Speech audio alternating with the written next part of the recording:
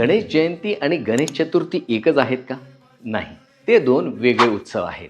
गणेश चतुर्थी म्हणजे 10 दिवसांचा उत्सव आणि गणेश जयंती म्हणजे गणपती बाप्पाचा जन्मदिवस. गणेश चतुर्थी येते भाद्रपद महिन्यात, जिथे मूर्ती प्रस्थापित करणे, आरती आणि 10 दिवसांचा जल्लोष. पण माघ महिन्यात येणारी गणेश जयंती हा गणपती बाप्पाचा जन्मदिन आहे.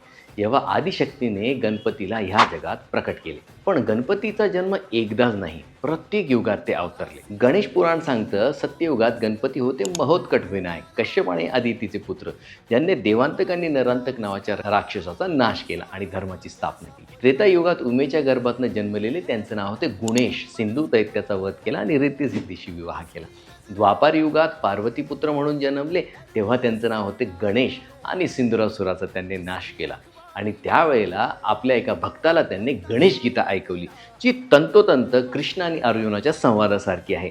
म्हणून लक्षात ठेवा, गणपती केवळ देव नाही, तो आहे युगायुगांचा रक्षक. गणपती बाप्पा मोरया. हरे कृष्ण.